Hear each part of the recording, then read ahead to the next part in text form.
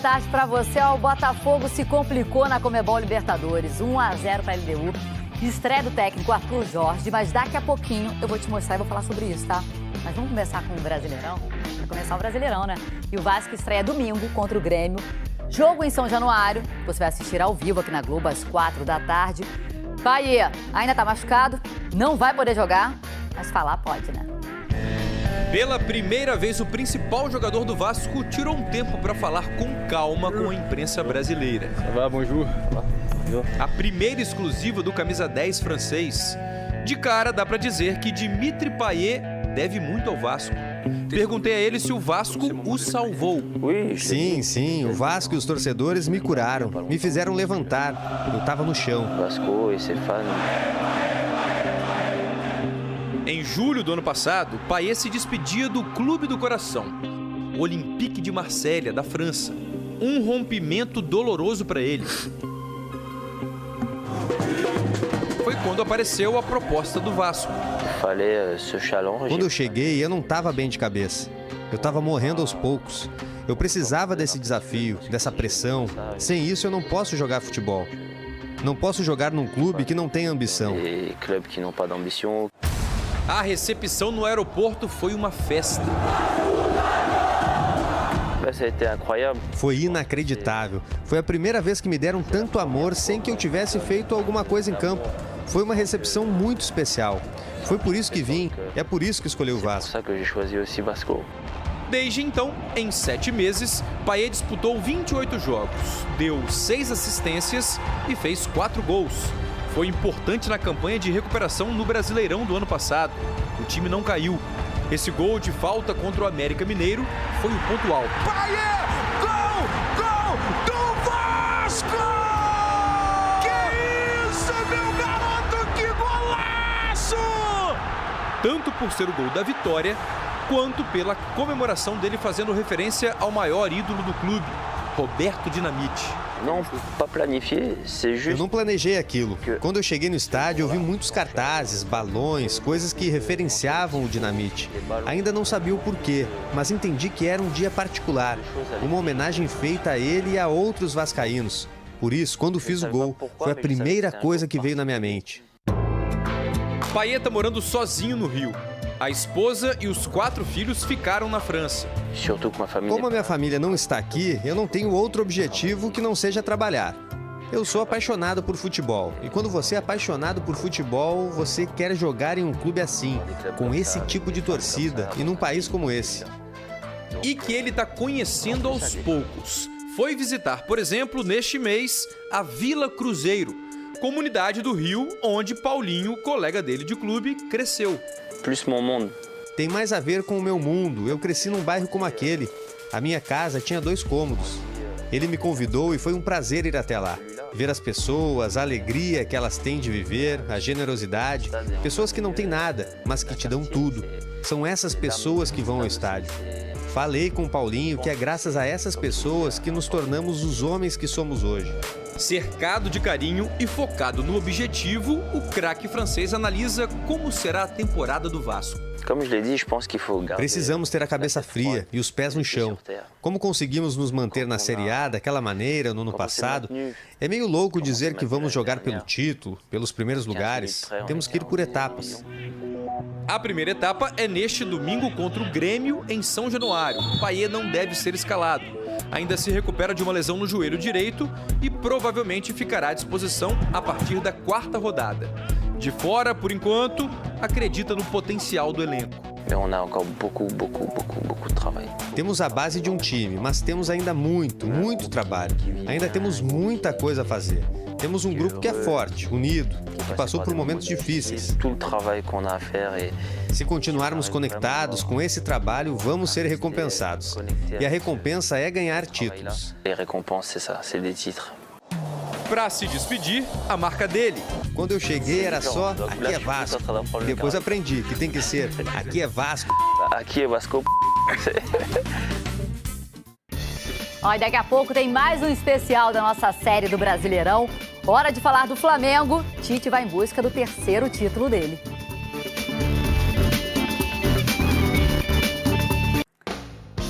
voltar direto te dando uma dica. Pega o celular aí, que a dica é boa, tá? Dica boa pro Cartola Express.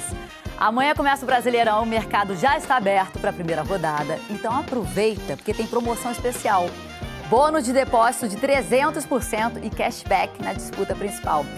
Mas corre, que é só até o dia 14 de abril. O que você faz? Acessa o QR Code aqui na tela ou cartolaexpress.globo.com e aí é só jogar.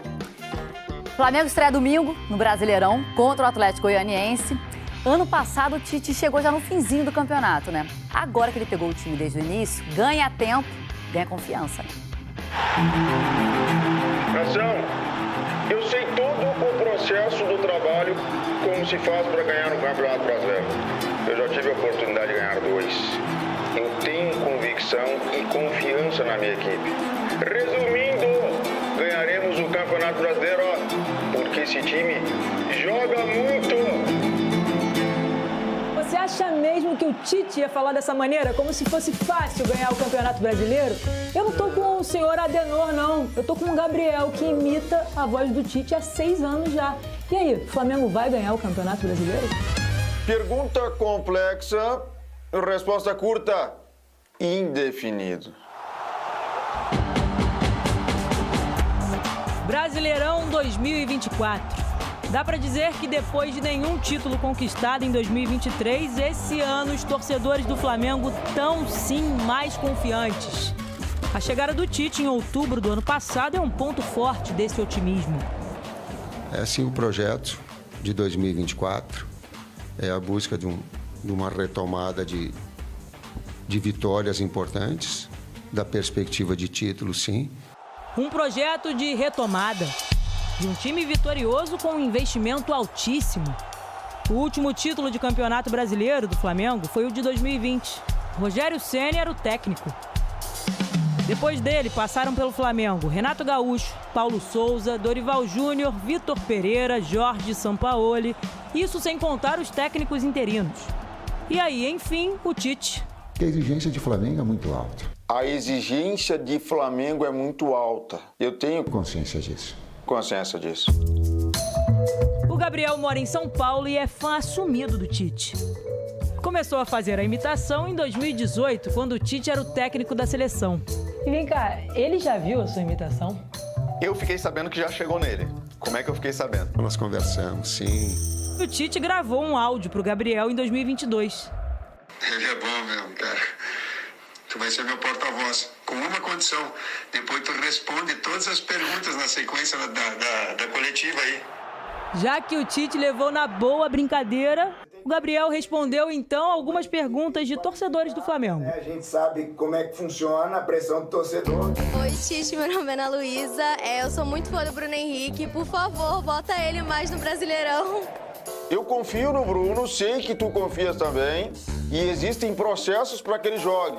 Primeiro o Cebola precisa me fazer chorar, para depois o Bruno se oportunizar no Flamengo. Tite, a gente vai ser campeão no primeiro turno ou no segundo? Isso que eu quero saber, tá? Ô, meu garoto, tu tens a confiança no meu trabalho, né? Pedindo o primeiro turno, né? Se nós não tivermos em primeiro como campeão do primeiro turno, eu acho que eu entregaria meu cargo, porque tu merece muito, tá? Tite, queria fazer uma pergunta pra você.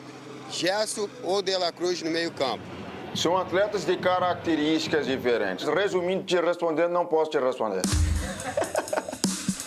E por que o Flamengo do Tite já é considerado um dos grandes favoritos para esse campeonato brasileiro? O Flamengo contratou 4 jogadores. O último foi o atacante Carlinhos. Antes chegaram o meio-campo uruguaio De La Cruz, o lateral esquerdo uruguaio Matias Vinha e o zagueiro Léo Ortiz, que estreou fazendo gol anteontem.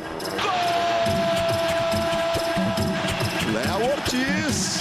Artilheiro do time no ano, com 13 gols em 14 jogos, Pedro é a principal referência do ataque. Em 17 jogos oficiais na temporada, o time fez 32 gols e só levou 2. Um título já foi conquistado, o do Campeonato Carioca. Ainda é pouco pelas expectativas que os rubro-negros criaram sobre o trabalho do professor Adenor. Bicampeão brasileiro pelo Corinthians, campeão da Libertadores, campeão mundial, técnico da seleção brasileira em 2 Copas do Mundo. Manto sagrado é muito pesado. É grande? Não pensa que é fácil, não. São 6 meses de Flamengo e o Tite sabe muito bem o que a torcida espera. Algo mais animador, como a campanha avassaladora do Brasileirão 2019, e menos sofrido do que depender dos instantes finais de outro jogo para ser campeão, como no Campeonato de 2020. Um drama impressionante, meus amigos! Afinal, é um clube 8 vezes campeão brasileiro. Conto com você, meu treinador. O Flamengo estreia domingo no Campeonato Brasileiro contra o Atlético Goianiense, fora de casa. Pro Tite, muito trabalho pela frente. E ele assumiu o time com bastante antecedência, o que não aconteceu com Andrade, Jorge Jesus e Rogério Ceni, os 3 técnicos campeões pelo Flamengo no Brasileirão de pontos corridos. Pressão, cobrança. Se o Tite precisar de um descanso, pelo menos das entrevistas, já sabe a quem recorrer. Se ele quiser não fazer algumas coletivas, é só me chamar. Tô aí. Eu não queria vir agora. Tu, em dezembro, pode me cobrar por uma equipe organizada, por uma equipe vencedora e por uma equipe campeã. É igualzinho, né? Vamos falar de Libertadores. Palmeiras venceu o Liverpool do Uruguai de virada. O gol do Liverpool saiu logo aos 2 minutos, com o rosto no rebote de falta. E aí só veio um certo alívio, né? O empate só saiu aos 49 do primeiro tempo, já no finzinho, com Aníbal Moreno. E depois destaque do Veiga, né? 2 assistências dele, na primeira pro Flaco Lopes, só dá um toquinho ali, 2-1. Depois, de novo, assistência do Veiga, agora pro Estevão. Estevão, 16 anos, marcando na estreia como titular. Oi, gente, tudo bem? Depois de Florianópolis e Criciúma, o STU, o Circuito Brasileiro de Skate, desembarca em Porto Alegre para a 3ª etapa do ano. As disputas acontecem aqui nas pistas às margens do rio Guaíba. O STU serve também como evento de preparação para atletas que estão na busca de vaga nos Jogos de Paris. Na modalidade parque, por exemplo, a Isadora Pacheco, o Pedro Carvalho e o Pedro Quintas estão nessa corrida olímpica. Hoje rolam as classificatórias, amanhã semifinais e no domingo as finais. E a gente torce para que a chuva colabore, porque o tempo em Porto Alegre não tá bom, então a organização e os atletas esperam que melhore para todo mundo poder participar e competir. Tchau, tchau, pessoal! Mas já a derrota do Botafogo na estreia do Arthur Jorge e o gol da LDU começou na cobrança de lateral e o técnico estava ali, ó, à beira do campo, sofrendo.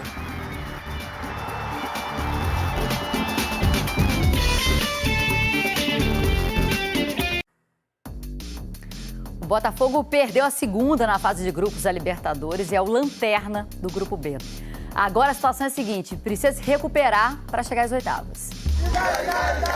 Nem a altitude de 2.800 metros tira o fôlego para demonstrar paixão. Estamos sempre confiantes, comissão técnica nova, vida nova, ano novo e vida que segue. Não tem retrovisor. E para apresentar o estilo do novo Botafogo, Arthur Jorge escolheu uma roupa discreta, mas na escalação ousou mais. Luiz Henrique, Jefinho, Júnior Santos e Tiquinho, juntos, numa formação cheia de atacantes contra a LDU. Procuramos criar condições de ter uma equipa ofensiva. O Tiquinho até deu essa impressão, enquanto o inquieto Arthur quis orientar até o adversário, mostrar onde o Quinones deveria bater o lateral. O equatoriano educadamente ignorou, mas logo depois, na sequência da jogada, o Arthur teve um motivo bem maior para ficar irritado. É que depois do lateral, a marcação do Botafogo toda atrapalhada se preocupou com o Estrada e com o Arce, mas esqueceu do Alzugaray. E uma linda jogada do centroavante, o Alex Arce. Uma equipa que sofre um golo de um arremesso lateral a este nível e a competir desta forma não é aceitável. Tão contrariado que o Arthur ficou meio sem ter o que dizer na hora. Apenas 3 minutos de jogo. A gente não pode dar essa situação de tomar um gol tão cedo, porque acaba que condiciona, a gente tem que mudar todo o plano do jogo. E o plano passou a ser tentar segurar a LDU, que se animou. O estoque de paciência do Arthur foi diminuindo, o de irritação aumentando. Ainda assim, pedia ao time calma, toca, mas não estava fluindo. Pior, a LDU continuava chegando, envolvendo o Botafogo, até que o Estrada estragou ainda mais o humor do Arthur.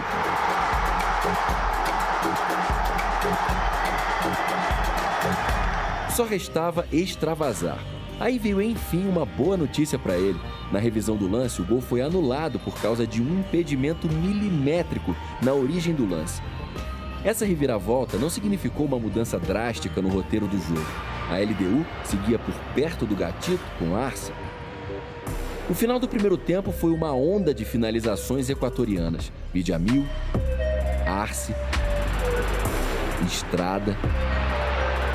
E também no comecinho do segundo, um festival de chances perdidas. O Botafogo, enfim, se tornaria mais perigoso, ainda que na tentativa solitária do Jefinho de encontrar espaços por conta própria. O time brasileiro começou a ter mais domínio, sem ameaçar tanto assim. No segundo tempo, a gente tentou mudar um pouco o jeito de jogar para tentar surpreender o adversário, né? Eu caí pelos dois lados ali. Mas o Quinteiro não deu espaço para o Júnior Santos aumentar a vantagem na artilharia da Libertadores. Tudo poderia ter piorado para o Botafogo nesse lance do Gonzalez com o Tietê quando a bola bateu no braço do brasileiro dentro da área. A turma da LDU pediu pênalti, mas não foi atendida. O time equatoriano não deixou de preocupar o gatito, porque o Botafogo, se mandando para frente, passou a dar ainda mais espaço atrás. E já nos acréscimos, mesmo sem muita marcação, o Arce não conseguiu passar pelo gatito. Mas a LDU deixou o Botafogo para trás, na lanterna do grupo. Uma estreia difícil que mostrou ao Arthur o tamanho do desafio nesse emprego novo. Daqui de Quito, o Botafogo vai direto para Belo Horizonte, onde estreia domingo contra o Cruzeiro no Brasileirão, sob pressão depois de 2 derrotas seguidas na Libertadores. Saímos daqui frustrados com o resultado, sabemos que podemos e que vamos fazer muito melhor no futuro, que estamos a trabalhar em cima do tempo também, mas com a consciência de que há margem para podermos fazer melhor. Na altitude de Quito, a Libertadores mostrou ao português Arthur Jorge que o estresse não costuma ser baixo desse lado do Atlântico. Agora, amanhã começa uma outra história, vai começar o Brasileirão. Aqui os jogos dos 4 times do Rio. Vasco e Grêmio você assiste ao vivo na Globo, às 4 da tarde. Então fica ligado para você. Um beijo, um ótimo fim de semana e bora ser feliz.